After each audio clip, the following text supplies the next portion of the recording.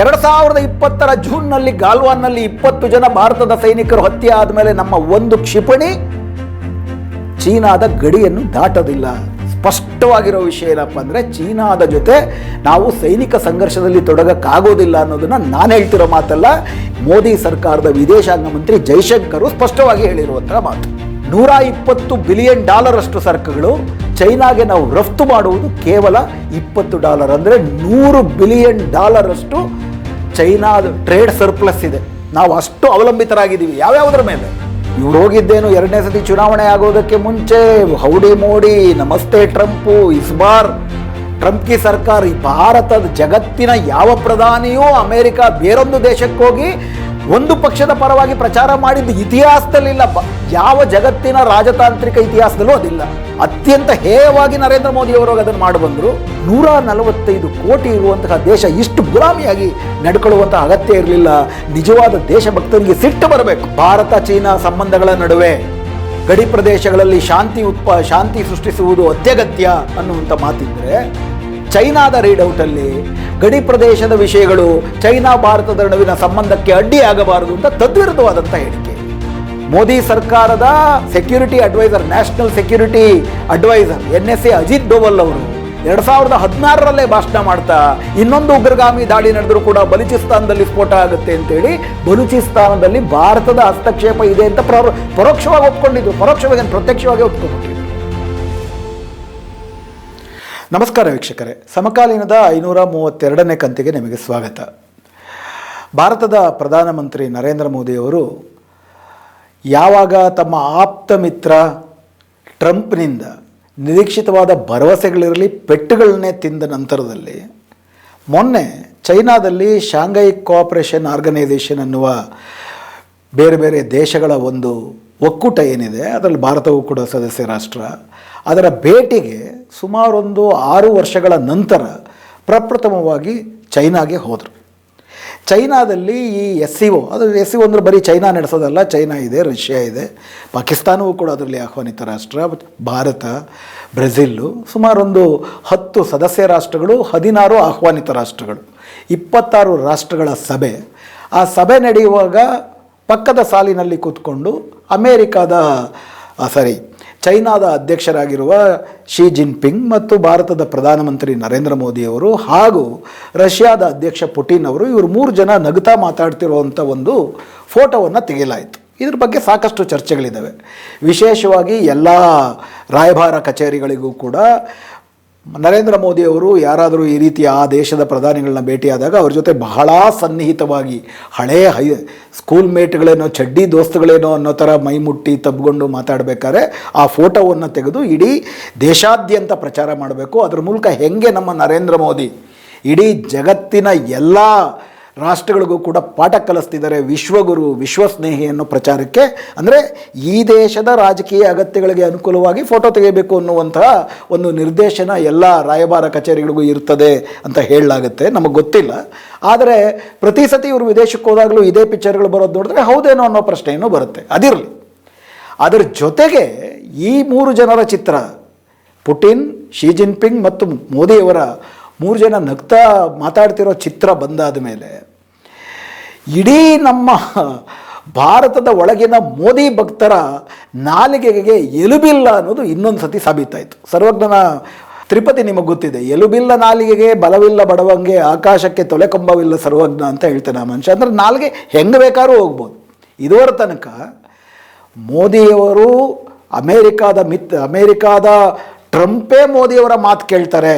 ಮೋದಿಯವರು ವಿಶ್ವಗುರು, ಟ್ರಂಪ್ ಮತ್ತು ಅಮೇರಿಕ ನಮ್ಮ ಸ್ನೇಹಿತ, ಚೀನಾ ಅತ್ಯಂತ ದುಷ್ಟ ರಾಷ್ಟ್ರ, ಹೀಗಾಗಿ ಚೀನಾದ ಜೊತೆ ಯಾವ ಸಂಬಂಧವೂ ಇಟ್ಕೊಳ್ಬಾರ್ದು, ಚೀನಾನ ನಾವು ಮಣಿಸ್ಬೇಕು ಅಂತಂದರೆ ನಾವು ಇವ್ರ ಜೊತೆ ಇರಬೇಕು ಅಂತ ಅಂದ್ಬಿಟ್ಟು ದಿನ ಬೆಳಗಾದರೆ ಮಾತಾಡ್ತಿದ್ದಂಥ ಭಕ್ತರು ರಾತ್ರೋರಾತ್ರಿ ಮೋದಿ ಭಕ್ತರೆಲ್ಲ ಚೈನಾದ ಗುಣಗಾನ ಮಾಡೋದಕ್ಕೆ ಶುರು ಮಾಡಿಬಿಟ್ರು. ಎಲ್ಲರೂ ಕಾಮ್ರೇಡ್ಗಳಾಗ್ಬಿಟ್ರು ಇದ್ದಕ್ಕಿದ್ದಾಗೆ. ಅಷ್ಟು ಮಾತ್ರ ಅಲ್ಲ, ಈ 3 ಜನರ ಒಕ್ಕೂಟ ಇಡೀ ಅಮೇರಿಕಾಗೆ ಸಡ್ಡು ಹೊಡೆದು ನಿಂತಿದೆ. ಟ್ರೊಯ್ಕಾ, ಈ ತ್ರಿವಳಿ, ಪುಟಿನ್, ಶಿ ಜಿನ್ಪಿಂಗ್ ಮತ್ತು ಮೋದಿಯವರ ತ್ರಿವಳಿ ಇವತ್ತು ಹೊಸ ಜಾಗತಿಕ ವ್ಯವಸ್ಥೆಯನ್ನು ಹುಟ್ಟಾಕ್ತಾ ಇದ್ದಾವೆ. ಅಮೇರಿಕಾದ ಟ್ರಂಪ್ ಇವರ ಎದುರು ಸರ್ವನಾಶವಾಗಿಬಿಡ್ತಾರೆ ಎನ್ನುವಂತಹ ಉತ್ಪ್ರೇಕ್ಷೆ ಅನ್ನೋ ಪದವೂ ಕೂಡ ತುಂಬ ಕಡಿಮೆ. ಅತ್ಯುತ್ಪ್ರೇಕ್ಷೆಯಲ್ಲಿ ಈ ಒಂದು ಬೆಳವಣಿಗೆಗಳನ್ನು, ಈ ಒಂದು ವಿದ್ಯಮಾನವನ್ನು ವಿವರಣೆ ಮಾಡೋಕ್ಕೆ ಹೋದರು. ಪ್ರಶ್ನೆ ಇವತ್ತಿನ ಈ ಸಂಚಿಕೆಯಲ್ಲಿ ನಾವು ಚರ್ಚೆ ಮಾಡಬೇಕಾಗಿರೋದು, ಶಾಂಘೈ ಕೋಆಪರೇಷನ್ ಆರ್ಗನೈಸೇಷನ್ಗೆ ಹೋಗಿ ಭಾರತ ಮತ್ತು ಚೈನಾದ ನಡುವೆ ಆಗಬೇಕಾಗಿರೋ ಮಾತುಕತೆ, ಭಾರತ ಮತ್ತು ಚೀನಾದ ನಡುವೆ ಹಲವಾರು ನೆನೆಗುದಿಗೆ ಬಿದ್ದಿರುವಂತಹ ವಿಶೇಷವಾಗಿ ಗಡಿ ವಿವಾದ ಇದೆ ಮತ್ತು ಗಡಿ ಪ್ರದೇಶದ ವಿವಾದವಿದೆ. ಇನ್ನೂ ಕೂಡ ಭಾರತ ಮತ್ತು ಚೀನಾದ ಗಡಿ ಪ್ರದೇಶಗಳು ಯಾವ್ಯಾವುದು, ಬೌಂಡರೀಸ್ ಅನ್ನೋದು ಇನ್ನೂ ಕೂಡ ನಿಗದಿಯಾಗಿಲ್ಲ. ನಿಗದಿ ಆಗಿಲ್ಲದೆ ಇರುವ ಕಾರಣಕ್ಕಾಗಿ ಗಡಿಗಳಲ್ಲಿ ಚಕಮಕಿ ಆಗ್ತಿದೆ. ನಿಮಗೆ ಗೊತ್ತಿರೋ ಹಾಗೆ 2020ರಲ್ಲಿ ಗಾಲ್ವಾನ್ ಪ್ರಾಂತ್ಯದಲ್ಲಿ ಜೂನ್ ತಿಂಗಳಂತೂ 20 ಮುಖಾಮುಖಿ ನಡೆದು ನಮ್ಮ ಭಾರತದ 20 ಜನ ಸೈನಿಕರು ಹುತಾತ್ಮರಾದರು. ಇನ್ಫ್ಯಾಕ್ಟ್ ಅವತ್ತಿನಿಂದಲೂ ಕೂಡ ವಿರೋಧ ಪಕ್ಷಗಳು ಈ ಪ್ರಶ್ನೆಯನ್ನು ಮಾಡ್ತಾನೇ ಇದ್ದಾವೆ. ಇನ್ಫ್ಯಾಕ್ಟ್ ವಿರೋಧ ಪಕ್ಷದಲ್ಲಿ ಅದರಲ್ಲೂ ರಾಹುಲ್ ಗಾಂಧಿ ಈ ಪ್ರಶ್ನೆ ಕೇಳಿದಾಗಲ್ಲ ರಾಹುಲ್ ಗಾಂಧಿಯನ್ನು ಚೈನಾದ ಏಜೆಂಟು ಅಂತ ಕರೆಯೋದಕ್ಕೆ ಶುರು ಮಾಡಿದರು. ಇನ್ಫ್ಯಾಕ್ಟ್ ಆ ರೀತಿ ಚೀನಾದ ಪರವಾಗಿ ಚೀನಾದ ಏಜೆಂಟಾಗಿ ಮಾತಾಡಿದ್ದು ಸಾಕ್ಷಾತ್ ನರೇಂದ್ರ ಮೋದಿಯವರು. ಇವತ್ತಿಗೆ ಈ ಕ್ಷಣ ನಿಮ್ಮ ಜೊತೆ ಮಾತಾಡುತ್ತಿರುವ ಈ ಹೊತ್ತಿನಲ್ಲೂ ಕೂಡ ಸ್ಯಾಟಲೈಟ್ ಇಮೇಜ್ಗಳನ್ನು ನೀವು ತೆಗೆದು ನೋಡಿದ್ರೆ ಯಾವುದನ್ನು ಈ ಡೆಂಗ್ಸ್ಪಿಂಗ್ ಮತ್ತು ಈ ಇಡೀ ಗಾಲ್ವಾನ್ ಮತ್ತು ಈ ಅರುಣಾಚಲ್ ಪ್ರದೇಶ ತನಕ ಇರುವಂಥ ಈ ಬಾರ್ಡರ್ನಲ್ಲಿ 2020ರ ಜೂನ್ಗೆ ಮುಂಚೆ ಇದ್ದಂಥ ಚೀನಾದ ಸೈನಿಕರ ಗಡಿ ಕಾವಲು ಪ್ರಾಯಶಃ ಭಾರತದ ಸುಮಾರು 2000 ಕಿಲೋಮೀಟರ್ ಇಡೀ ಈ ಉದ್ದದ ಈ ಪ್ರಾಂತ್ಯದಲ್ಲಿ ಒಳಗೆ ಬಂದಿದ್ದಾರೆ. ಅಂದರೆ ಆ ಉದ್ದನೆ ಈಶಾನ್ಯ ಭಾರತದ ಆ ಲಡಾಖಿಂದ ಮೊದಲುಗೊಂಡು ಅರುಣಾಚಲ್ ಪ್ರದೇಶದವರೆಗೆ ಒಟ್ಟಾರೆ ನೀವು ನೋಡಿದ್ರೆ ಆ ವಲಯದಲ್ಲಿ ಸುಮಾರಷ್ಟು ಭಾಗದಲ್ಲಿ ಭಾರತದ ಭೂಭಾಗದಲ್ಲಿ ಬಂದು ಕೂತಿದ್ದಾರೆ. ಇದನ್ನು ಕೇವಲ ಮೋದಿ ವಿಮರ್ಶಕರು ಹೇಳೋದಲ್ಲ, BJPಯ MP ಆಗಿರುವ ಸುಬ್ರಹ್ಮಣ್ಯ ಸ್ವಾಮಿನೇ ಹೇಳ್ತಾರೆ. ಇದನ್ನು ಸದನದಲ್ಲಿ ಪ್ರಶ್ನೆ ಮಾಡಿದ್ರೆ ದೇಶದ್ರೋಹಿಗಳು ಅಂತೆಲ್ಲ ಕರೀತಾರೆ. ಇನ್ಫ್ಯಾಕ್ಟ್ ಹಂಗಾಗಿರಬೇಕಾದ್ರೆ ನರೇಂದ್ರ ಮೋದಿಯವರು ಗಾಲ್ವಾನ್ ನಡೆದ ನಂತರವೂ ಕೂಡ ನಮ್ಮ ದೇಶದ ಗಡಿ ಭೂಭಾಗದಲ್ಲಿ ಯಾರು ಹಿಂದೂ ಬಂದಿರಲಿಲ್ಲ, ಇವತ್ತು ಬಂದಿಲ್ಲ, ಯಾವತ್ತೂ ಬಂದಿದ್ದಿಲ್ಲ ಅಂಥೇಳಿ ಆ ಆಕ್ರಮಣವನ್ನೇ ನಿರಾಕರಿಸಿದ್ದಾರೆ. ಅಂದರೆ ಹೆಚ್ಚು ಕಡಿಮೆ ಚೀನಾದ ಆಕ್ರಮಣವನ್ನು ಒಪ್ಕೊಂಡ್ಬಿಟ್ಟಿದ್ದಾರೆ. ಅದಾದ ನಂತರದಲ್ಲಿ 2020ರಿಂದ ಇವತ್ತಿನವರೆಗೆ ಸುಮಾರು 28 ಸತಿ ಮಾತುಕತೆಗಳಾಗಿದ್ದಾವೆ. 2024ರಲ್ಲಿ ಕಜಾನ್ನಲ್ಲಿ, ರಷ್ಯಾದ ಕಜಾನ್ನಲ್ಲಿ ಮಾತುಕತೆ ನಡೆದಾಗ ನಾವು ನಮ್ಮ ನಡೆಯಿರುವ ಘರ್ಷಣೆಯನ್ನು ಕಮ್ಮಿ ಮಾಡ್ಕೊಳ್ಬೇಕು ಮತ್ತು ನಾವು ಮತ್ತೆ ವಾಪಸ್ ನಮ್ಮ ಪ್ರದೇಶಗಳಿಗೆ ಮರಳಬೇಕು ಅಂತ ತೀರ್ಮಾನ ಆಗೋಯಿತು ಅಂಥೇಳಿ ನಮ್ಮ ಜೈಶಂಕರ್ ವಿದೇಶಾಂಗ ಮಂತ್ರಿ ಹೇಳಿದ್ರೆ, ಚೈನಾ ಆ ಥರದ ಹೇಳಿಕೆಯನ್ನು, ಆ ಥರದ ಮಾತುಕತೆನೇ ಆಗಿಲ್ಲ ಅಂತ ಸೂಚನೆಯೇ ಕೊಡುವಂಥ ಯಾವ ಹೇಳಿಕೆಯನ್ನು ಕೊಡಲಿಲ್ಲ. ಅದು ಬೇರೆ ಪ್ರಶ್ನೆ. ಈ ಪ್ರಶ್ನೆಯನ್ನು ಕೇಳಿದಾಗಲೂ ಕೂಡ ವಿರೋಧ ಪಕ್ಷದವ್ರನ್ನ ದೇಶದ್ರೋಹಿಗಳು ಅಂತ ಕರೆದುಬಿಟ್ರು. ಈಗ ಅದೇ ದೇಶಭಕ್ತರು ರಾಹುಲ್ ಗಾಂಧಿಯನ್ನು ವಿರೋಧ ಪಕ್ಷದವ್ರನ್ನ ಅಮೇರಿಕಾ ಏಜೆಂಟು ಅಂತ ಕರೀತಿದ್ದಾರೆ. ಇದ್ದಕ್ಕಿದ್ದಾಗೆ ಚೀನಾ ನಮ್ಮ ಪರಮ ಮಿತ್ರ ರಾಷ್ಟ್ರ ಅಂತ ಅಂದ್ಬಿಟ್ಟು ಘೋಷಣೆ ಮಾಡ್ತಿದ್ದಾರೆ.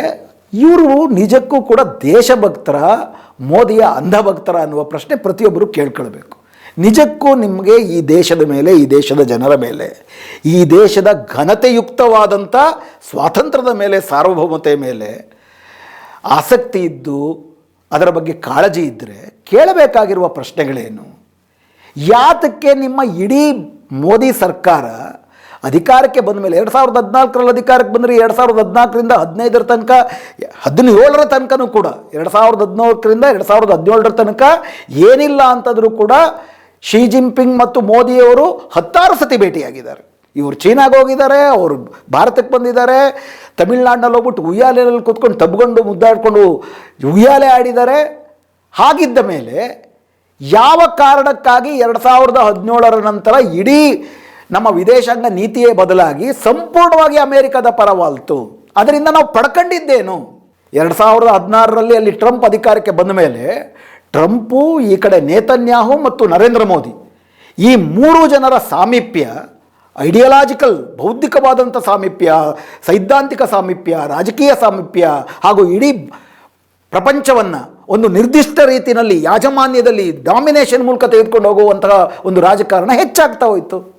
ಹಂಗೆ ನೋಡೋದಾದರೆ 2017ರಲ್ಲಿ ಕೊನೆ ಭೇಟಿ ಆದಾಗಲೂ, ಮಾತುಕತೆ ಆದಾಗಲೂ ಕೂಡ ಗಡಿ ಪ್ರದೇಶಗಳ ಬಗ್ಗೆ ಚರ್ಚೆಯನ್ನು ಮಾಡಿ ಎಲ್ಲವನ್ನೂ ಕೂಡ ನಿವಾರಣೆ ಮಾಡ್ಕೊಳ್ಬೇಕಂತಿತ್ತು. ಮುಂದಿನ ಮಾತುಕತೆಗೆ ನರೇಂದ್ರ ಮೋದಿ ಹೋಗೋದೇ ಇಲ್ಲ ಚೈನಾಗೆ.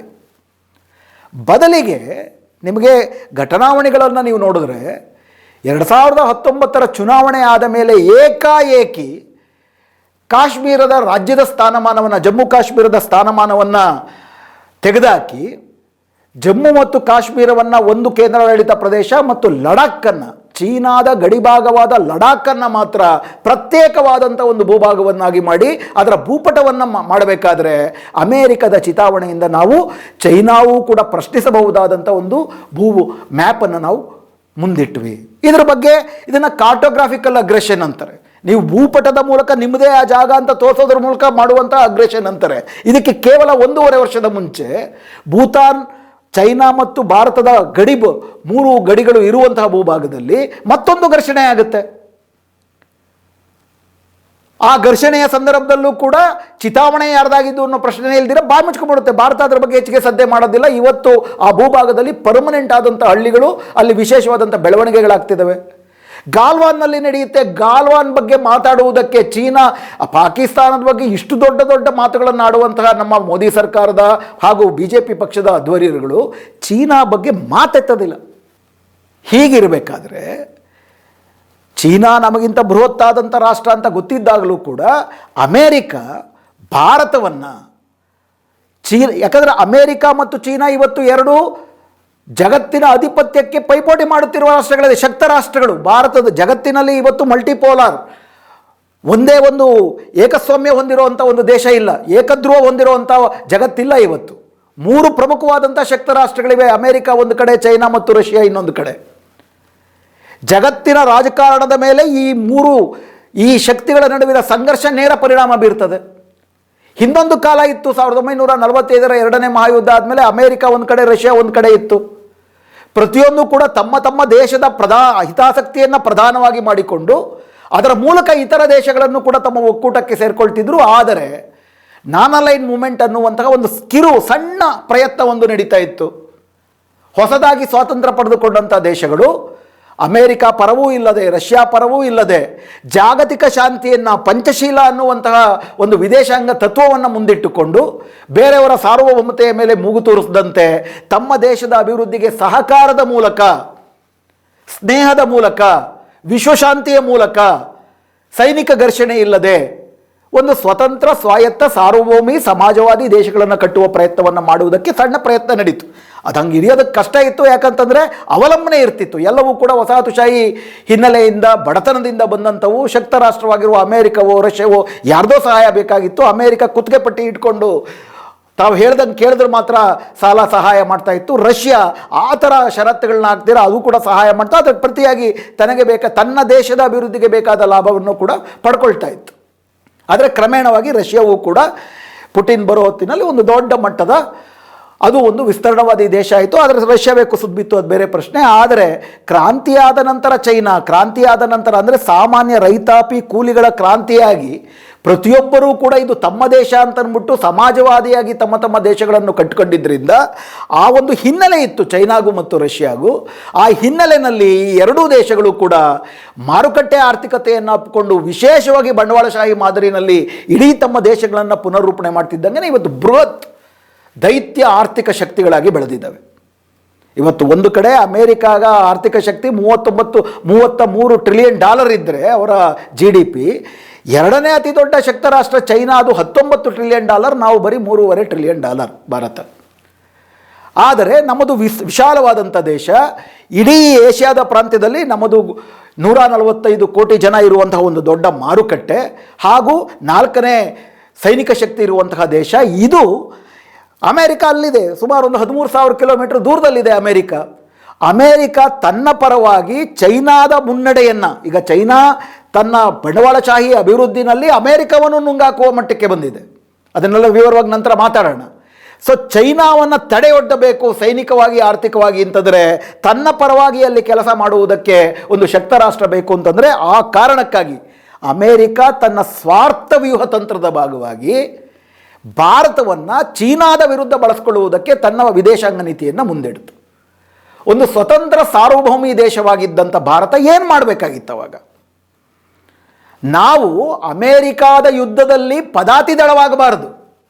ಆದರೆ ಮೋದಿ ಸರ್ಕಾರ ಬಂದ ಮೇಲೆ ಸಾಪೇಕ್ಷವಾಗಿ ನಾವೇನು ಅಲ್ಪ ಸ್ವಲ್ಪವಾದಂಥ, ಅಂದರೆ ಮೊದಲಿಂದಲೂ ಅಮೇರಿಕ ಪರವಾಗಿದ್ದ ರಷ್ಯಾ ಜೊತೆ ನಮಗೆ 1971ರಲ್ಲಿ ಒಂದು ದೀರ್ಘಾವಧಿಯಾದಂಥ ಸೈನಿಕ ಒಪ್ಪಂದ ಆದದ್ದನ್ನು ಬಿಟ್ಟರೆ 1980ರಿಂದಲೂ ಕೂಡ ಹಂತ ಹಂತವಾಗಿ ಅಮೇರಿಕ ಪರವಾಗಿ ನಮ್ಮ ಆರ್ಥಿಕತೆ ಹಲವಾರು ಕ್ಷೇತ್ರಗಳು ನೋಡಿದ್ರೆ 1950ರಿಂದಲೂ ಕೂಡ ನಮ್ಮ ಕೃಷಿಯ ಎಲ್ಲ ಅಭಿವೃದ್ಧಿ ಅಮೇರಿಕಾದ ಒಂದು ವಸಾಹತುವೆ.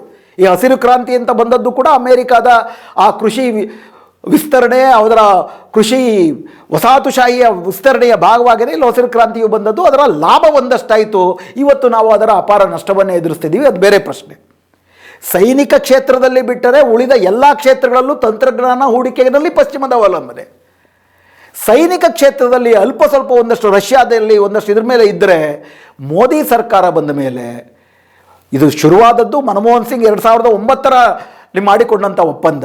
ಆ ಒಪ್ಪಂದ ಅತ್ಯಂತ ತೀವ್ರಗತಿನಲ್ಲಿ ಮುಂದುವರೆದು 2016, 19, 20, 24 ಇವೆಲ್ಲ ಬರೋಷ್ಟೊತ್ತಲ್ಲಿ ನಮ್ಮ ಇಡೀ ಭಾರತದ ಸೈನಿಕ ಒಟ್ಟಾರೆ ಕ್ಷೇತ್ರ ತನ್ನ ಸ್ವಾತಂತ್ರ್ಯ ಸಾರ್ವಭೌಮತೆಯನ್ನು ಕಳ್ಕೊಂಡು ಸಂಪೂರ್ಣವಾಗಿ ಅಮೇರಿಕಾದ ಅವಲಂಬನೆಗೆ ಬಂದ್ಬಿಡ್ತು.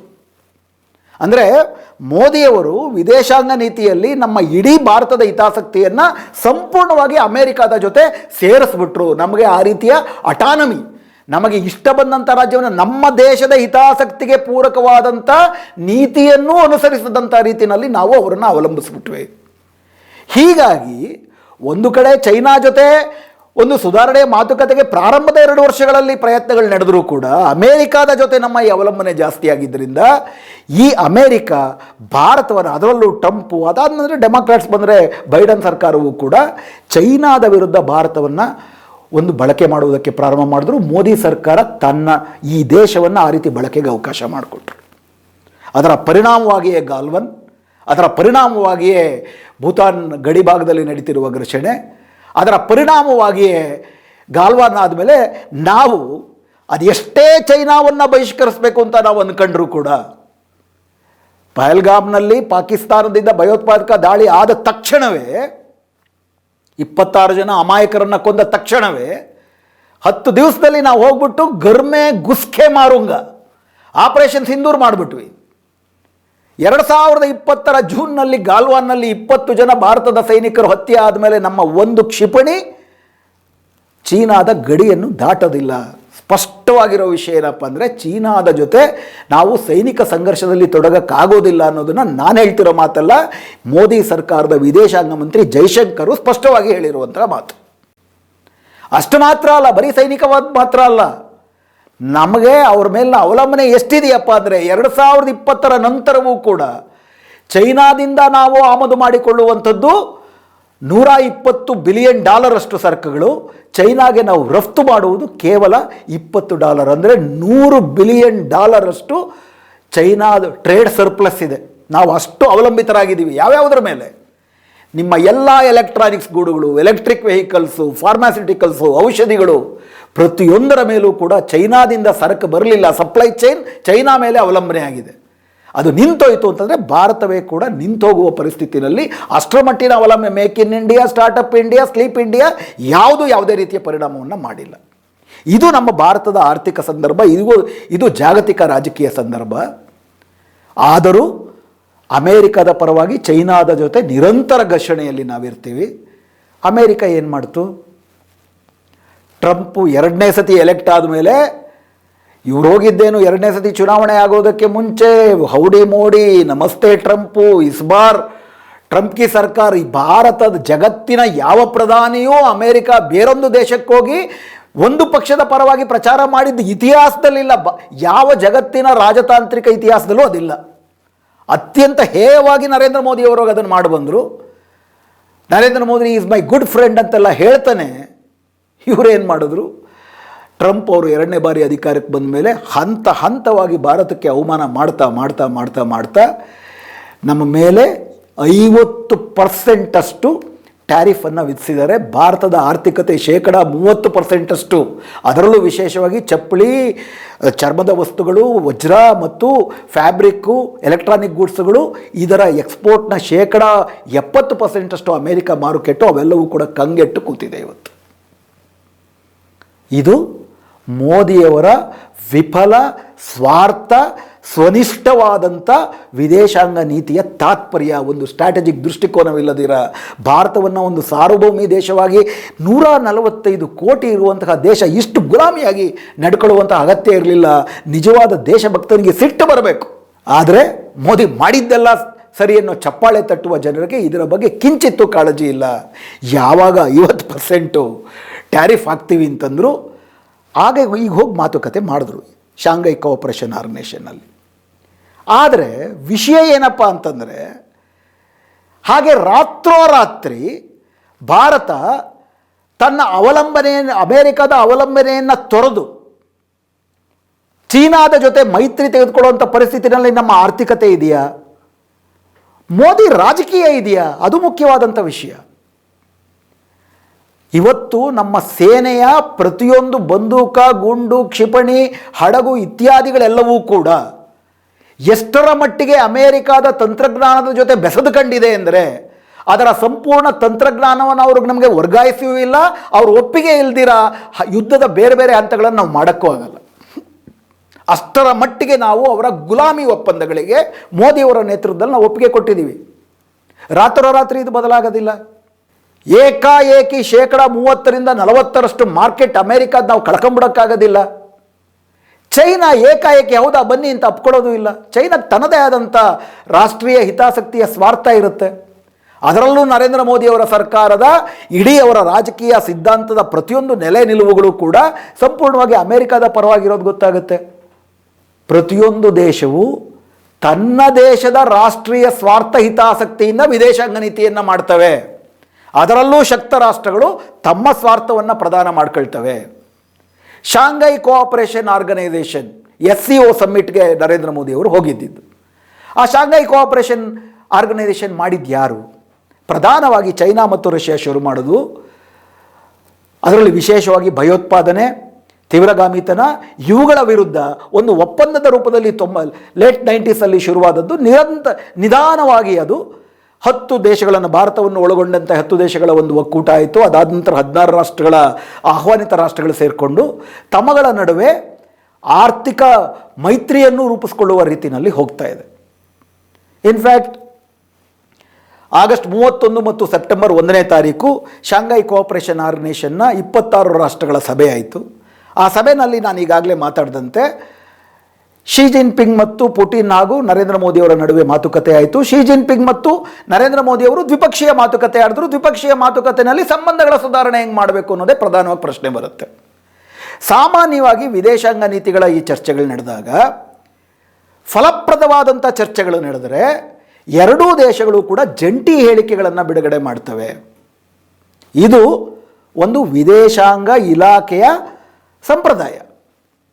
ಅಂದರೆ ಇಬ್ಬರೂ ಈ ಒಪ್ಪಂದಕ್ಕೆ ಬಂದಿದ್ದೇವೆ ಅಂತ. ಆ ರೀತಿ ಜಂಟಿ ಹೇಳಿಕೆ ಬಿಡುಗಡೆಯಾದಾಗ ಮಾತ್ರ ಮಾತುಕತೆಗಳು ಇಬ್ಬರಿಗೂ ಸಮ್ಮತವಾದ ದಿಕ್ಕಿನಲ್ಲಿ ನಡೀತಿದೆ ಅಂತ ಅರ್ಥ. ಆದರೆ ಇವತ್ತು ಭಾರತದಲ್ಲಿರುವಂಥ ಮೋದಿ ಭಕ್ತ ಮಾಧ್ಯಮಗಳೆಲ್ಲ ತುತ್ತೂರಿ ಹೊಡೆಯೋ ಥರ ಏನು ಒಪ್ಪಂದ ಕುದುರ್ಬಿಟ್ಟಿದೆ, ಇನ್ನು ಇವೆರಡು ಮೂರು ಒಂದಾಗ್ಬಿಟ್ಟು ಅಮೇರಿಕಾ ಮೇಲೆ ತೊಡೆತಟ್ಟಿ ಸಮರ ಸಾರ್ತೀವಿ ಅನ್ನೋಂಥದ್ದು ಯಾವುದೂ ನಡೀಲಿಲ್ಲ. ವಿಷಯ ಏನಪ್ಪ ಅಂದರೆ, ಜಂಟಿ ಹೇಳಿಕೆನೇ ಬಿಡುಗಡೆ ಆಗಲಿಲ್ಲ. ಜಂಟಿ ಹೇಳಿಕೆ ಬಿಡುಗಡೆ ಆಗದಿದ್ದಾಗ ಏನಾಗುತ್ತೆ, ಪ್ರತಿಯೊಂದು ದೇಶವೂ ಕೂಡ ಏನು ಮಾತುಕತೆ ಆಡಿದ್ವಿ ಅಂತ ಒಂದು ರೀಡ್ಔಟ್ ಕೊಡ್ತಾರೆ. ಅಂದರೆ ಏನೇನಾಗಿತ್ತು ಅಂತ ಒಂದು ವರದಿಯನ್ನು ಕೊಡ್ತಾರೆ. ನೀವು ಚೈನಾ ಕೊಟ್ಟಂಥ ವರದಿಗೂ ಭಾರತ ಸರ್ಕಾರ ಕೊಟ್ಟಿರೋ ವರದಿಯನ್ನು ಹೋಲಿಸಿದ್ರೆ ಆ ವಿಷಯಗಳಲ್ಲಿ ಅವ್ರು ಕೊಟ್ಟಿರುವಂತಹ ಒತ್ತು, ಪ್ರಸ್ತಾಪ ಆಗಿರುವಂಥ ವಿಚಾರಗಳಲ್ಲಿ ತಾಳಮೇಳವಿಲ್ಲ, ಸಂಬಂಧವೇ ಇಲ್ಲ. ಒಂದು ಕಡೆ ಭಾರತ ಚೀನಾ ಸಂಬಂಧಗಳ ನಡುವೆ ಗಡಿ ಪ್ರದೇಶಗಳಲ್ಲಿ ಶಾಂತಿ ಸೃಷ್ಟಿಸುವುದು ಅತ್ಯಗತ್ಯ ಅನ್ನುವಂಥ ಮಾತಿದ್ದರೆ, ಚೈನಾದ ರೀಡ್ಔಟಲ್ಲಿ ಗಡಿ ಪ್ರದೇಶದ ವಿಷಯಗಳು ಚೈನಾ ಭಾರತದ ನಡುವಿನ ಸಂಬಂಧಕ್ಕೆ ಅಡ್ಡಿಯಾಗಬಾರದು ಅಂತ ತದ್ವಿರುದ್ಧವಾದಂಥ ಹೇಳಿಕೆ ಇದೆ. ಒಂದು ಕಡೆ ತೀವ್ರಗಾಮಿತ್ವ ಅನ್ನುವಂಥದ್ದು, ಉಗ್ರವಾದಿ ವಿಷಯಗಳಿಗೆ ಭಾರತ ಬಲಿಯಾಗ್ತಿದೆ, ಇದನ್ನು ನಾವು ತೀವ್ರವಾಗಿ ಖಂಡಿಸಬೇಕು ಅಂತ ಭಾರತ ಆಗ್ರಹಿಸಿತು. ಹಾಗೂ ಪಹಲ್ಗಾಮ್ ಸಂದರ್ಭದಲ್ಲಿ ಪಹಲ್ಗಾಮ್ನ ಭಯೋತ್ಪಾದನೆಯ ಹಿಂದಿರುವಂತಹ ಶಕ್ತಿಗಳನ್ನು ಕೂಡ ತೀವ್ರವಾಗಿ ಖಂಡಿಸಬೇಕು ಅಂತ ಅಂದ್ಬಿಟ್ಟು ಭಾರತ ಹೇಳ್ತು. ಭಾರತ ಪಾಕಿಸ್ತಾನದ ಅಧ್ಯಕ್ಷ ಮತ್ತು ಪಾಕಿಸ್ತಾನದ ಸೇನಾಧ್ಯಕ್ಷ ಮುನೀರ್ ಮತ್ತು ಶರೀಫ್ ಇವರಿಬ್ಬರು ಕೂತಿರುವಂತಹ ವೇದಿಕೆಯಲ್ಲಿ ಮೋದಿಯವರು ಘಂಟಾಘೋಷವಾಗಿ ಭಯೋತ್ಪಾದನೆಯನ್ನು ಮತ್ತು ಪಹಲ್ಗಾಮ್ ಭಯೋತ್ಪಾದನೆಯನ್ನು ಮತ್ತು ಆ ಭಯೋತ್ಪಾದನೆಯ ಹಿಂದಿರುವ ಶಕ್ತಿಗಳನ್ನು ಖಂಡಿಸಿದ್ರು ಅಂತ ಮೋದಿ ಮಾಧ್ಯಮಗಳು ತುತ್ತೂರಿ ಓದಿದ್ದೆ. ಹಾಗೂ SCO ಅನ್ನುವಂತಹ ಸಂಘಟನೆ, ಇಡೀ ಶಾಂಘೈ ಕೋಆಪರೇಷನ್ ಸಂಘಟನೆ ಮೋದಿಯವರ ಈ ಆಗ್ರಹಕ್ಕೆ ಮಣಿದು ಪಹಲ್ಗಾಮ್ ಭಯೋತ್ಪಾದನೆಯನ್ನು ಖಂಡಿಸಿದ್ರು ಅನ್ನೋದನ್ನು ಕೂಡ ಅತ್ಯಂತ ಉತ್ಪ್ರೇಕ್ಷಿತವಾಗಿ ಅಲ್ಲಿ ವರದಿ ಮಾಡಿದ್ರು. ವಿಷಯ ಏನಪ್ಪ ಅಂದರೆ, ಪಹಲ್ಗಾಮ್ ಘಟನೆ ನಡೆದಾಗಲಿಂದಲೂ ಕೂಡ ಜಗತ್ತಿನ ಎಲ್ಲ ದೇಶಗಳು ಕೂಡ ಪಹಲ್ಗಾಮ್ನ ಭಯೋತ್ಪಾದನಾ ಕೃತ್ಯವನ್ನು ಎಲ್ಲರೂ ಖಂಡಿಸ್ತಿದ್ದಾರೆ. ಚೈನಾ ಕೂಡ ಖಂಡಿಸಿತ್ತು, ರಷ್ಯಾ ಕೂಡ ಖಂಡಿಸಿತ್ತು. ಆದರೆ ಈ ಪಹಲ್ಗಾಮ್ ಘಟನೆಯ ಹಿಂದೆ ಪಾಕಿಸ್ತಾನದ ಬೆಂಬಲವಿದೆ. ಪಾಕಿಸ್ತಾನ ಭಯೋತ್ಪಾದನೆಗೆ ಮಾಡುತ್ತಿರುವ ಬೆಂಬಲವನ್ನು ಖಂಡಿಸಬೇಕು ಅಂತ ಅಂದ್ಬಿಟ್ಟೇನು ಭಾರತ ಅವತ್ತಿಂದಲೂ ಹೇಳ್ಕೊಂಡು ಬರ್ತಿದೆ. ಅದನ್ನು ಅಫ್ಘಾನಿಸ್ತಾನ ಬಿಟ್ಟರೆ ಬೇರೆ ಯಾವ ದೇಶಗಳು ಕೂಡ, ಅಮೇರಿಕಾ ಕೂಡ ಭಾರತ ಪಹಲ್ಗಾಮ್ ಭಯೋತ್ಪಾದನೆಯ ಕೃತ್ಯ ಹಿಂದೆ ಪಾಕಿಸ್ತಾನ ಇದೆ ಅಂತ ಕೊಡುವ ಹೇಳಿಕೆಯನ್ನು ಸಮರ್ಥಿಸ್ತಿಲ್ಲ, ಅದನ್ನು ಬೆಂಬಲಿಸ್ತಿಲ್ಲ. ಇನ್ಫ್ಯಾಕ್ಟ್ ಹಂಗೆ ನೋಡೋದಾದರೆ ನಿಮಗೆ ಗೊತ್ತೇ ಇದೆ, ಆಪರೇಷನ್ ಸಿಂಧೂರನ್ನು ನಿಲ್ಲಿಸಿದ್ದೇ ನಾನು, ಭಾರತ ಮತ್ತು ಪಾಕಿಸ್ತಾನ ನಡುವಿನ ಯುದ್ಧವನ್ನು ನಾನೇ ತಡೆಗಟ್ಟಿದ್ದು, ನನ್ನ ಹೇಳಿಕೆ ಮೇರೆಗೆ ಇವರಿಬ್ಬರು ಕೂಡ ಒಪ್ಕೊಂಡ್ರು ಅಂತ 30 ಸತಿ ಹೇಳಿದ್ದಾರೆ ಟ್ರಂಪ್ ಅವರು. ಹೀಗಾಗಿ ಈ ಶಾಂಘೈ ಕೋಆಪರೇಷನ್ ಆರ್ಗನೈಸೇಷನ್ ಕೂಡ ಈ ಪಹಲ್ಗಾಮ್ ಬಗ್ಗೆ ಮಾಡಿರುವಂತಹ ಹೇಳಿಕೆಯಲ್ಲಿ ಏನಿದೆಯಪ್ಪ ಅಂದರೆ, ಪಹಲ್ಗಾಮ್ನಲ್ಲಿ ನಡೆದಂಥ ಭಯೋತ್ಪಾದನೆ ಜೊತೆಗೆ ಇನ್ನೊಂದು ವಾಕ್ಯ ಇದೆ, ಅದನ್ನು ಭಾರತದ ಗೋಧಿ ಮಾಧ್ಯಮಗಳು ಹೇಳ್ತಿಲ್ಲ. ಅದೇ ರೀತಿ ಪಾಕಿಸ್ತಾನದ ಬಲೂಚಿಸ್ತಾನದಲ್ಲಿ ನಡೆದಂಥ ಭಯೋತ್ಪಾದನೆಯನ್ನು ಕೂಡ ಶಾಂಘೈ ಕೋಆಪರೇಷನ್ ಖಂಡಿಸುತ್ತೆ ಎನ್ನುವ ಹೇಳಿಕೆ ಇದೆ ಅದರಲ್ಲಿ. ನಾವು ಇದ್ರ ಬಗ್ಗೆ ಮಾಡಿರುವ ಎಪಿಸೋಡ್ಗಳಲ್ಲಿ ನಿಮ್ಗೆ ಜ್ಞಾಪಕ ಇರಬೇಕು, ಬಲೂಚಿಸ್ತಾನ ಪಾಕಿಸ್ತಾನದ ಒಂದು ಭಾಗ ಮತ್ತು ಬಲೂಚಿಸ್ತಾನ ಪಾಕಿಸ್ತಾನಕ್ಕಿಂತ ಪ್ರತ್ಯೇಕವಾಗಬೇಕು ಅಂತ ಅಂದ್ಬಿಟ್ಟು ಅಲ್ಲೊಂದು ಬಲೂಚಿಸ್ತಾನ್ ಲಿಬರೇಷನ್ ಆರ್ಗನೈಸೇಷನ್ ಇದೆ. ಬಲೂಚಿಸ್ತಾನ್ ಲಿಬರೇಷನ್ ಆರ್ಗನೈಸೇಷನ್ಗೆ ಭಾರತ ಸಹಾಯ ಮಾಡ್ತಾ ಇದೆ ಅಂತ 2008ರಲ್ಲೇ ಒಂದು ಪ್ರಸ್ತಾಪ ಬಂದಿತ್ತು. ಮನಮೋಹನ್ ಸಿಂಗ್ ನೇತೃತ್ವದಲ್ಲಿ ಜಂಟಿ ಹೇಳಿಕೆ ಬಂದಾಗ ಎಲ್ಲ ಬಗೆಯ ಉಗ್ರಗಾಮಿತ್ವ, ಭಾರತದಲ್ಲಿ ನಡೆಯುವ ಉಗ್ರಗಾಮಿಕೆ ಚಟುವಟಿಕೆಗಳಿಗೆ ಹಾಗೂ ಬಲೂಚಿಸ್ತಾನದಲ್ಲಿ ನಡೆಯುವ ಉಗ್ರಗಾಮಿ ಚಟುವಟಿಕೆಗಳಿಗೆ ಯಾವ ದೇಶಗಳು ಪರಸ್ಪರ ಸಹಾಯ ಮಾಡಬಾರದು ಅನ್ನೋ ಜಂಟಿ ಹೇಳಿಕೆ ಬಂದಿತ್ತು.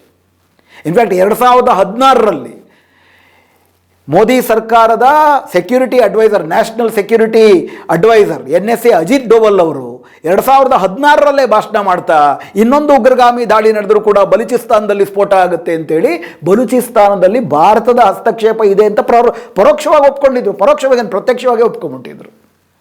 ಹೀಗಾಗಿ ಶಾಂಘೈ ಕೋಆಪರೇಷನ್ ಆರ್ಗನೈಸೇಷನ್ನು ಪಾಕಿಸ್ತಾನ ಇದೆ ಅಂತ ಹೇಳೋದಿರಲಿ, ಪಹಲ್ಗಾಮ್ ದಾಳಿಯ ಹಿಂದೆ ಬಲೂಚಿಸ್ತಾನದಿಂದ ಹಿಂದೆ ಭಾರತ ಇದೆ ಅನ್ನೋದನ್ನು ಸೂಚ್ಯವಾಗಿ ಪ್ರಸ್ತಾಪಿಸ್ತು.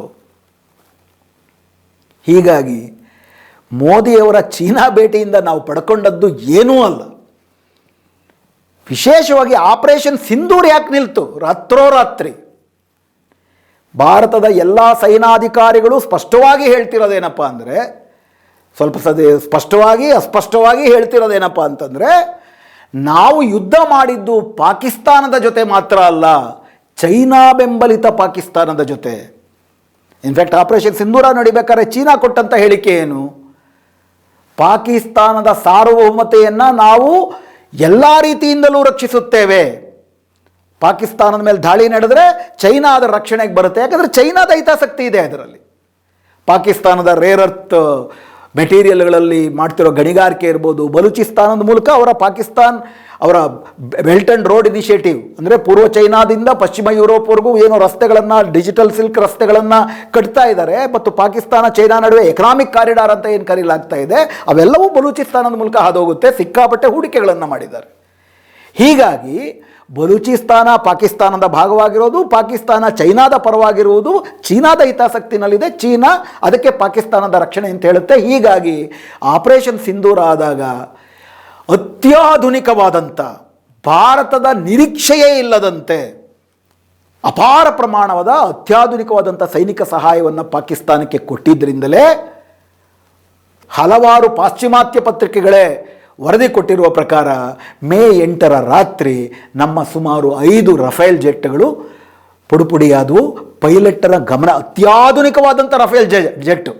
ಆದರೆ ಪಾಕಿಸ್ತಾನಕ್ಕೆ ಚೈನಾ ಸಪ್ಲೈ ಮಾಡಿದ್ದ ಜೆಟ್ಟು ಅದಕ್ಕಿಂತಲೂ ಸೂಪರ್ಸಾನಿಕ್ ಆದಂಥ ಕೌಶಲ್ಯ ಹೊಂದಿರುವಂಥ ಜೆಟ್ ಎಷ್ಟರ ಮಟ್ಟಿಗೆ ಆಗಿತ್ತಪ್ಪ ಅಂತಂದರೆ, ಪೈಲಟ್ಗೆ ಗೊತ್ತೇ ಆಗದಂತೆ ಬಂದು ದಾಳಿ ಮಾಡಿ ನಾವು ಕಳ್ಕೊಂಡ್ವಿ. ಆ ಕಾರಣಕ್ಕಾಗಿ ರಾತ್ರೋರಾತ್ರಿ ಯುದ್ಧ ನಿಲ್ತು ಅಂತಲೂ ಒಂದು ವರದಿ ಇದೆ. ಆ ವರದಿಯನ್ನು ಸಹಜವಾಗಿಯೇ ಭಾರತ ಸರ್ಕಾರ ಎಲ್ಲ ನಿರಾಕರಿಸುತ್ತೆ. ಆದರೆ ಆದರೂ ಒಪ್ಕೊಳ್ತಿರೋದೇನಪ್ಪ ಅಂದರೆ ನಾವು ಯುದ್ಧ ಮಾಡಿದ್ದು ಪಾಕಿಸ್ತಾನದ ಮೇಲೆ ಮಾತ್ರ ಅಲ್ಲ, ಚೀನಾ ಬೆಂಬಲಿತ ಪಾಕಿಸ್ತಾನದ ಮೇಲೆ, ಚೀನಾದಿಂದ ಅತ್ಯಾಧುನಿಕವಾಗಿ ತರಬೇತಿ ಹೊಂದಿರುವ ಶಸ್ತ್ರಾಸ್ತ್ರಗಳನ್ನು ಪಡೆದಿರುವ ಪಾಕಿಸ್ತಾನದ ವಿರುದ್ಧ. ಹೀಗಾಗಿ ನಾವು ಏಕಕಾಲದಲ್ಲಿ ಎರಡು ದೇಶ, ಒಂದು ಬೃಹತ್ ಶಕ್ತ ರಾಷ್ಟ್ರದ ಸೈನಿಕ ಶಕ್ತಿಯ ವಿರುದ್ಧವೂ ಹೋರಾಟ ಮಾಡ್ತಿದ್ದೀವಿ ಅನ್ನೋದು ನಮ್ಮ ಗಮನದಲ್ಲಿ ಇರಬೇಕಾಗಿತ್ತು ಅನ್ನೋದು ಇವತ್ತು ಆಪರೇಷನ್ ಸಿಂಧೂರದ ಬಗ್ಗೆ ಬರ್ತಿರುವಂಥ ವಿಮರ್ಶೆ. ಇಂಥ ಹಿನ್ನೆಲೆಯಲ್ಲಿ ಒಂದು ಕಡೆ ಇಡೀ ನಮ್ಮ ವಿದೇಶಾಂಗ ನೀತಿಯನ್ನು ಅಮೆರಿಕಾದ ಅವಲಂಬನೆಗೆ ಬಿಟ್ಟುಕೊಟ್ಟು ಈಗ ಅದಕ್ಕೆ ಪೆಟ್ಟು ತಿಂತಿದ್ದೀವಿ. ರಾತ್ರೋರಾತ್ರಿ ನೀವು ಹೋಗ್ಬಿಟ್ಟು ಚೈನಾ ಜೊತೆ ಸೇರ್ಕೊಳ್ತೀವಿ, ಹಂಗಾಗಕ್ಕೆ ಸಾಧ್ಯ ಇಲ್ಲ. ಯಾಕಂದರೆ ಅಮೇರಿಕಾದ ಅವಲಂಬನೆ ಅಷ್ಟು ಬೇಗ ತಪ್ಪೋದಿಲ್ಲ. ಯಾಕೆ ತಪ್ಪೋದಿಲ್ಲ?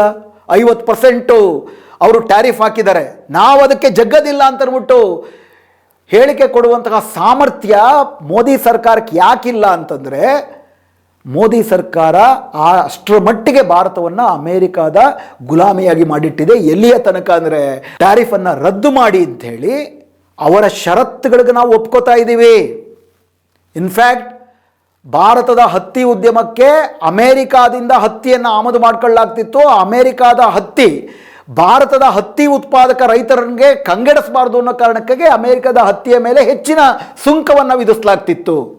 ಅಮೇರಿಕ ತಾನು ಟ್ಯಾರಿಫ್ ಜಾಸ್ತಿ ಮಾಡೋದಕ್ಕೆ ಒಂದು ಕಾರಣ ಏನು ಹೇಳಿದೆಯಪ್ಪ ಅಂತಂದರೆ, ಅಮೇರಿಕದ ಹತ್ತಿ ಉತ್ಪಾದಕರಿಗೆ ಅನ್ಯಾಯ ಆಗ್ತಿದೆ, ಯಾಕಂದರೆ ಅಮೇರಿಕದ ಹತ್ತಿ ಚೀಪು, ನೀವು ಸುಂಕ ಜಾಸ್ತಿ ಮಾಡೋದರಿಂದ ಭಾರತದ ಹತ್ತಿ ಉತ್ಪಾದಕರು ಚೀಪ್ ಆಗ್ತಾ ಇದೆ, ಆದ್ದರಿಂದ ನೀವು ಸುಂಕವನ್ನು ಇಳಿಸಬೇಕು ಅಂತ ಹೇಳಿದ್ರು. ಭಾರತ ಸರ್ಕಾರ ಅಮೇರಿಕದ ಹತ್ತಿಯ ಮೇಲೆ ಇದ್ದ ಸುಂಕವನ್ನು ಶೂನ್ಯಕ್ಕೆ ಇಳಿಸಿದೆ, 0ಗೆ ಇಳಿಸಿದೆ. ಈ ಕಾರಣಕ್ಕಾಗಿ ಬರುವ ವರ್ಷ ಹತ್ತಿ ಉತ್ಪಾದನೆ ಆದಾಗ ಇಡೀ ಭಾರತದ ಹತ್ತಿ ಉತ್ಪಾದಕರು ಮತ್ತೊಮ್ಮೆ ಆತ್ಮಹತ್ಯೆಯ ಬಾಗಿಲು ತಟ್ಟಬೇಕಾಗುತ್ತೆ. ಯಾಕಂದರೆ ಅಮೇರಿಕಾದ ಹತ್ತಿ ಚೀಪಾಗಿ ಸಿಗುತ್ತೆ ಹತ್ತಿ ಉತ್ಪಾದಕರಿಗೆ, ಭಾರತದ ಹತ್ತಿಯನ್ನು ಕೊಂಡ್ಕೊಳ್ಳೋರು ಇಲ್ದಂಗಾಗುತ್ತೆ. ಅದನ್ನು ಹತ್ತಿಯನ್ನು ಉತ್ಪಾದನೆ ಮಾಡುವುದಕ್ಕೆ ರೈತರೇನು ಸಾಲ ಸೋಲ ಮಾಡಿರ್ತಾರೆ, ಬೀದಿ ಪಾಲಾಗ್ತಾರೆ, ಕೊಂಡ್ಕೊಳ್ಳೋರಿಲ್ದಿರ ಮತ್ತೊಮ್ಮೆ ಆತ್ಮಹತ್ಯೆಗೆ ಗುರಿ ಮಾಡ್ತಿದ್ದಾರೆ. ಮೋದಿಯ ವಿದೇಶಾಂಗ ನೀತಿಯೇ ನೇರವಾಗಿ ಭಾರತದ ಹತ್ತಿ ಉತ್ಪಾದಕರ ಆತ್ಮಹತ್ಯೆಗೆ ಕಾರಣ ಆಗುತ್ತೆ. ವಿಷಯ ಏನಪ್ಪ ಅಂದರೆ, ಈ ಒಂದು ಗುಲಾಮಿತನ ವಿದೇಶಾಂಗ, ನಮ್ಮ ರಾಷ್ಟ್ರಕ್ಕೆ ಆ ರೀತಿ ಅವಲಂಬನೆ ಅಗತ್ಯ ಇಲ್ಲ. ನಮ್ಮ ದೇಶದೊಳಗಡೆ ಇರುವ ಮಾರುಕಟ್ಟೆಯನ್ನು ನಾವು ಬೆಳೆಸ್ಕೊಂಡ್ರೆ, ಪ್ರತಿಯೊಬ್ಬರಿಗೂ ಆದಾಯ ಜಾಸ್ತಿ ಮಾಡಿ ಎಲ್ಲರಿಗೂ ಕೂಡ, ಎಲ್ಲ ದೇಶಗಳು ಫಸ್ಟ್ ಅದನ್ನೇ ಮಾಡೋದು. ಅಮೇರಿಕಾವೂ ಕೂಡ ಈಗೇನು ಮಾಡ್ತಿದೆ, ತನ್ನ ಗೃಹ ಮಾರುಕಟ್ಟೆಯನ್ನು ಕಾಪಾಡ್ಕೋಬೇಕು, ಬೇರೆ ದೇಶದಿಂದ ಸರಕು ಬರಬಾರ್ದು. ಟ್ಯಾರಿಫ್ ಅಂತಂದ್ಬಿಟ್ಟು ಯಾಕೆ ಹಾಕ್ತಿದ್ದಾರೆ ಅವರು? ನಮ್ಮ ದೇಶದ ಉತ್ಪಾದನೆ ಜಾಸ್ತಿ ಆಗಬೇಕು, ಬೇರೆ ದೇಶದಿಂದ, ಚೈನಾದಿಂದ ಉದಾಹರಣೆಗೆ ಕಡಿಮೆ ದರಕ್ಕೆ ಬಂದರೆ ನಮ್ಮ ದೇಶದ ಉತ್ಪಾದನೆ ಸತ್ತೋಗುತ್ತೆ, ಗೃಹ ಮಾರುಕಟ್ಟೆಯನ್ನು ಕಟ್ಕೊತಿದ್ದಾರೆ. ನಾವು ಆ ರೀತಿ ಗೃಹ ಮಾರುಕಟ್ಟೆಯನ್ನು ಬೃಹತ್ತಾಗಿ ಬೆಳೆಸ್ಕೊಂಡಿದ್ದಿದ್ರೆ ಈ ಅವಲಂಬನೆ ಇರ್ತಿರಲಿಲ್ಲ. ಈ ಗೃಹ ಮಾರುಕಟ್ಟೆ ಬೃಹತ್ತಾಗಿ ಬೆಳೆದೇ ಇರುವುದಕ್ಕೆ ಕೇವಲ ಇವತ್ತಿನ BJP ಸರ್ಕಾರದ 10 ವರ್ಷಗಳ ಕಾರಣ ಅಲ್ಲ, ಅದರ ಹಿಂದಿನ ಕಾಂಗ್ರೆಸ್ ಸರ್ಕಾರವು ನೇರವಾಗಿ ಕಾರಣ ಅನ್ನೋದು ನಾವು ಮರಿಬಾರ್ದು. ಆದರೆ ಇವತ್ತಿನ ಜಾಗತಿಕ ಸಂದರ್ಭದಲ್ಲಿ ಈಗ ಚೈನಾ ಏನು ಮಾಡ್ತಾ ಇದೆ, ಒಂದು ಸ್ಪಷ್ಟವಾಗಿ ಅರ್ಥ ಮಾಡ್ಕೊಳ್ಳೋಣ. ಜಾಗತಿಕ ರಾಜಕಾರಣದಲ್ಲಿ ಅಮೇರಿಕ ನಿಧಾನಕ್ಕೆ ಕುಸಿಯುತ್ತಿರುವಂತಹ ಶಕ್ತ ರಾಷ್ಟ್ರ, ಚೈನಾ ವೇಗವಾಗಿ ಅಭಿವೃದ್ಧಿ ಹೊಂದುತ್ತಿರುವಂತಹ ಒಂದು ಶಕ್ತ ರಾಷ್ಟ್ರ. ಈಗಾಗಲೇ ನಾನು ಹೇಳ್ದಂಗೆ 2ನೇ ಅತಿ ಹೆಚ್ಚಿನ GDP ಇರುವಂತಹ ದೇಶ. ಎಲ್ಲಕ್ಕಿಂತ ಮುಖ್ಯವಾಗಿ ಆಗಸ್ಟ್ 31 ಸೆಪ್ಟೆಂಬರ್ 1ನೇ ತಾರೀಕು SCO ಮೀಟಿಂಗ್ ಆಯಿತು, ಶಾಂಘೈ ಕೋಆಪರೇಷನ್ ಆರ್ಗನೈಸೇಷನ್. ಸೆಪ್ಟೆಂಬರ್ 3ನೇ ತಾರೀಕು 1945 ಸೆಪ್ಟೆಂಬರ್ 3ನೇ ತಾರೀಕು ಜಪಾನು ಚೈನಾ ಮೇಲೆ ಆಕ್ರಮಣ ಮಾಡಿದಾಗ ಚೈನಾ ದೊಡ್ಡ ರೀತಿಯಲ್ಲಿ ಪ್ರತಿರೋಧ ಮಾಡಿ ಜಪಾನು ಶರಣಾದ ದಿನ ಸೆಪ್ಟೆಂಬರ್ 3, 1945. ಅದರ 80ನೇ ವರ್ಷ ಈ ಸೆಪ್ಟೆಂಬರ್ 3ಕ್ಕೆ. ಹೀಗಾಗಿ ಅದರಲ್ಲಿ ಶಾಂಘೈ ಕೋಆಪರೇಷನ್ ಆರ್ಗನೈಸೇಷನ್ನ ಮೀಟಿಂಗ್ಗೆ ಬಂದಂಥ ಎಲ್ಲ ಸದಸ್ಯ ರಾಷ್ಟ್ರಗಳಿಗೆ ಸೆಪ್ಟೆಂಬರ್ 3ರಂದು ಏನು ಆ ಸೆಪ್ಟೆಂಬರ್ 3ರ ವಿಜಯೋತ್ಸವವನ್ನು ಆಚರಿಸುವುದಕ್ಕೆ ಒಂದು ದೊಡ್ಡ ಮಿಲಿಟರಿ ಪ್ರದರ್ಶನವನ್ನು ಚೈನಾ ಸಂಘಟಿಸಿತ್ತು. ಅದಕ್ಕೆ ಆಹ್ವಾನವಿತ್ತು. ಅದಕ್ಕೆ ಆಹ್ವಾನವಿಲ್ಲದಂತಹ ಆದರೆ ಶಾಂಘೈ ಕೋಆಪರೇಷನ್ ಆರ್ಗನೈಸೇಷನಲ್ಲಿ ಭಾಗವಹಿಸಿದ್ದಂಥ ಏಕೈಕ ರಾಷ್ಟ್ರ ಯಾವುದಪ್ಪ ಅಂತಂದರೆ ಭಾರತ. ಭಾರತದ ಮೋದಿಗೆ ಸೆಪ್ಟೆಂಬರ್ 3ರ ಆ ಬೃಹತ್ ಸಮಾವೇಶಕ್ಕೆ ಆಹ್ವಾನ ಇರಲಿಲ್ಲ. ಆ ಬೃಹತ್ ಸಮಾವೇಶ ಹೆಂಗೆ ನಡೀತು, ತಮ್ಮ ಪರದೆಯ ಮೇಲೆ ಅದರ ಚಿತ್ರಗಳು ಬರುತ್ತೆ, ನೀವು ನೋಡ್ಬೋದು.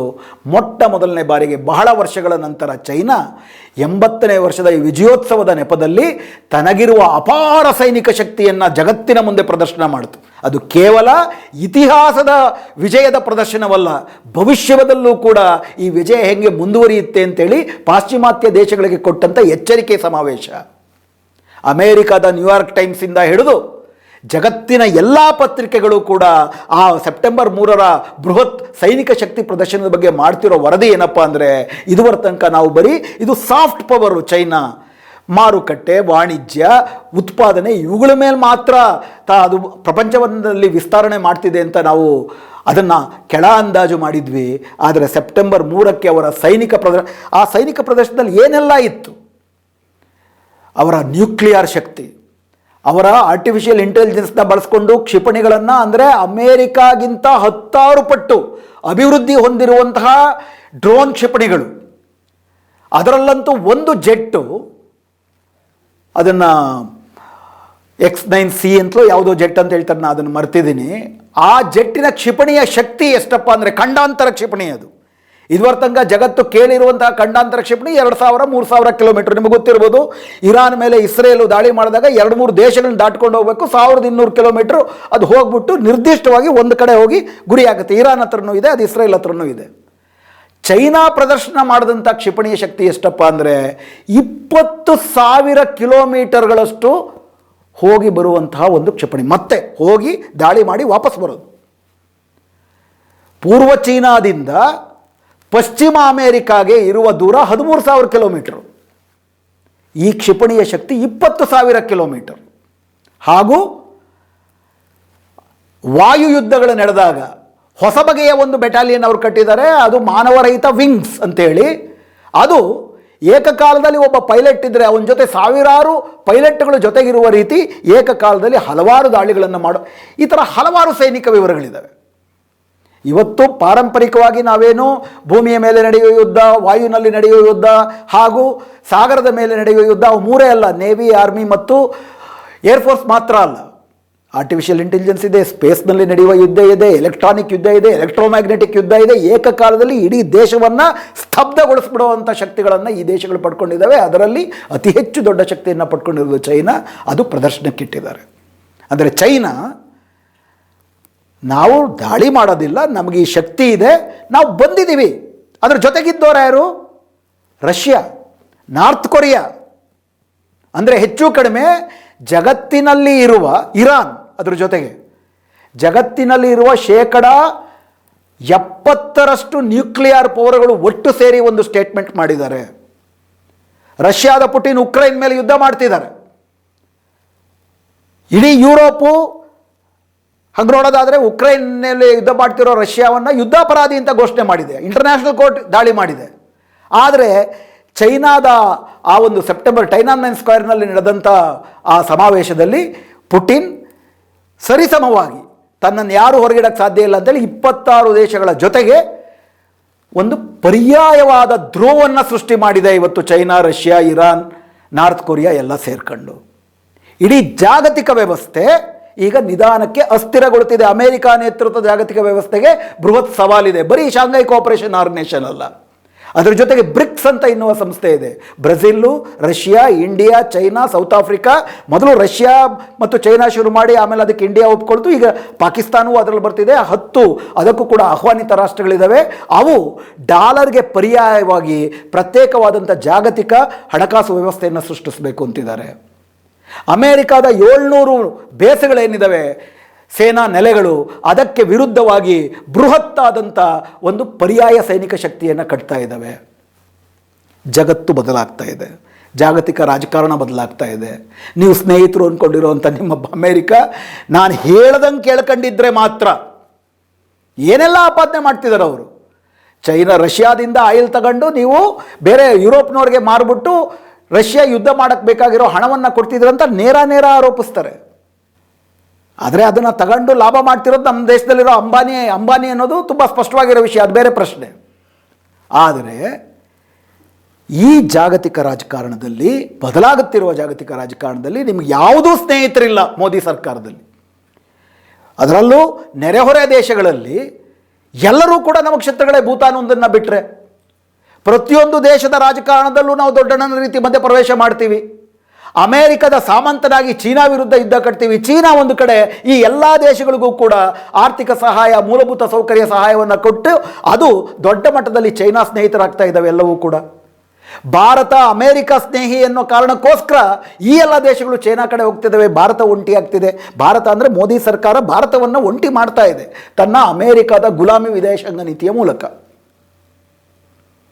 ಹೀಗಾಗಿ ಭಾರತದ ಇವತ್ತಿನ ಅತಂತ್ರ ಸ್ಥಿತಿಗೆ, ಅತಂತ್ರ ವಿದೇಶಾಂಗ, ಇದು ಕೇವಲ ವಿದೇಶಾಂಗ ನೀತಿ ಉಳ್ಕೊಳ್ಳಿಲ್ಲ, ನೇರವಾಗಿ ಭಾರತದ ಆರ್ಥಿಕತೆ, ಸಾಮಾನ್ಯ ಒಬ್ಬ ಗಾರ್ಮೆಂಟ್ ವರ್ಕರ್ಗೆ ಇವತ್ತು ಉದ್ಯೋಗ ಹೋಗುತ್ತೆ ಅಂತಂದರೆ ನೇರವಾಗಿ ಮೋದಿ ಸರ್ಕಾರದ ವಿದೇಶಾಂಗ ನೀತಿ ಕಾರಣ. ಯಾಕಂದರೆ ಆ ಗಾರ್ಮೆಂಟ್ಗೆ ಎಕ್ಸ್ಪೋರ್ಟ್ಗೆ ಟ್ಯಾರಿಫನ್ನು ಹಾಕ್ತಾ ಇದ್ದಾರೆ 50% ಹಾಕಿದ್ರೆ ಅಲ್ಲಿ ಯಾರು ಖರೀದಿ ಮಾಡಲ್ಲ, ಇಲ್ಲಿ ಫ್ಯಾಕ್ಟ್ರಿ ಮುಚ್ಕೊಳ್ಳುತ್ತೆ. ಈ ವಿದೇಶಾಂಗ ನೀತಿ ಈ ರೀತಿ 50% ಟ್ಯಾರಿಫ್ ಹಾಕೋದಕ್ಕೆ ನೇರವಾದ ಕಾರಣವೇ ಭಾರತ ಈ ರೀತಿ ವಿದೇಶಾಂಗ ನೀತಿನಲ್ಲಿ ಮಾಡ್ತಿರೋ ತಪ್ಪುಗಳು. ಬದಲಿಗೆ ಅಮೇರಿಕ ಬೇಡ ಅಂತಂದರೆ ಬೇರೆ ಬೇರೆ ದೇಶಗಳಲ್ಲಿ ತನ್ನ ಮಾರುಕಟ್ಟೆಯನ್ನು ವಿಸ್ತರಣೆ ಮಾಡುವಂತಹ ಯೋಜನೆಯೂ ಇಲ್ಲ, ಯಾಕಂದರೆ ಅಮೇರಿಕ ಅದನ್ನು ವಿರೋಧಿಸುತ್ತೆ ಅಂತ. ಈ ಅಮೇರಿಕಾದ ಅವಲಂಬನೆ ನಮ್ಮನ್ನು ಈ ಸ್ಥಿತಿಗೆ ತಂದಿದೆ.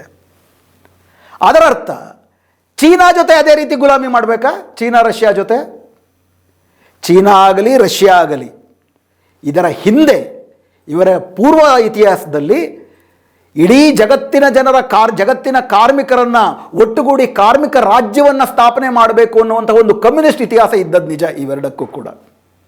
ಆದರೆ 89ರ ನಂತರ, ಅದರಲ್ಲೂ ಕೂಡ ಚೈನಾದಲ್ಲಿ ಡೆಂಗ್ ಶಾಪಿಂಗ್ ಅಧ್ಯಕ್ಷನಾಗಿ ಬಂದ ಮೇಲೆ ಮೊನ್ನೆ ಏನು ಹೇಳಿದ್ರು ನರೇಂದ್ರ ಮೋದಿಯವರು?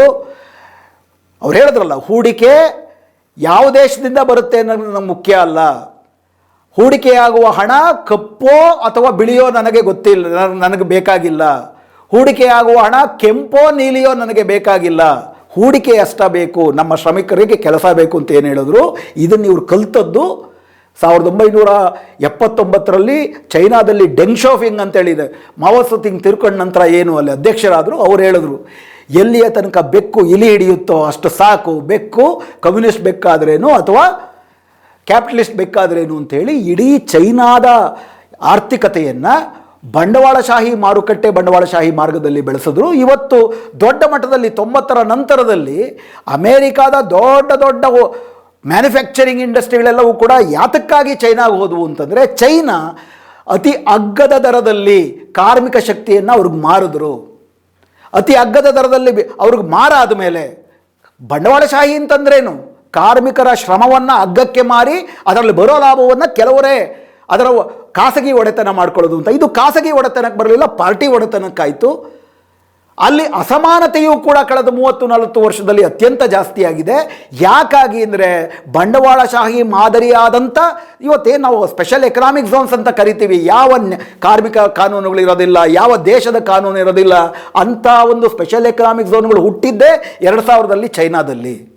ಬಹಳ ಪ್ರಜ್ಞಾಪೂರ್ವಕವಾಗಿ ಚೈನಾದ ಶ್ರಮಶಕ್ತಿಯನ್ನು ಅಗ್ಗದ ದರದಲ್ಲಿ ಜಗತ್ತಿನ ಶ್ರಮಶಕ್ತಿಯಾಗಿ ಪರಿವರ್ತನೆ ಮಾಡಿ ಅದರಲ್ಲಿ ಬಂದಂಥ ಅಪಾರವಾದಂಥ ಸಂಪತ್ತನ್ನು ಈ ದೇಶವನ್ನು ಈ ರೀತಿನಲ್ಲಿ, ಅಲ್ಲಿ ಕೂಡ ಪಾರ್ಟಿ ಬ್ಯೂರೋಕ್ರಾಟ್ಗಳು, ದೊಡ್ಡ ದೊಡ್ಡ ಶ್ರೀಮಂತರುಗಳು ಪಾರ್ಟಿ ಹೇಳ್ದಂಗೆ ಕೇಳಲಿಲ್ಲ ಅಂತಂದರೆ ಅವರು ಇದ್ದಕ್ಕಿದ್ದಂಗೆ ನಾಪತ್ತೆ ಆಗ್ತಾರೆ ಅಂತ ಬಿಟ್ಟರೆ, ಅಲ್ಲೂ ಕೂಡ ಈ ಅಸಮಾನತೆ, ಗಿನಿ ಕೊಯಿಫಿಷಿಯೆಂಟ್ನ ನೋಡಿದ್ರೆ ಭಾರತಕ್ಕಿಂತ ಅತಿ ದೊಡ್ಡ ಅಸಮಾನತೆ ಅಲ್ಲಿ ಆ ಚೈನಾದ ಸಮಾಜದಲ್ಲಿದೆ. ಹೀಗಾಗಿ ಅದನ್ನೇನು ನೀವು ಕಮ್ಯುನಿಸ್ಟ್ ದೇಶ ಅಂತೇಳಿ ಭಾರತ, ಅದರಲ್ಲಿ ಚೈನಾ ಮತ್ತು ರಷ್ಯಾವನ್ನು ನಂಬಿಕೊಳ್ಳುವ ಅಗತ್ಯವಿಲ್ಲ.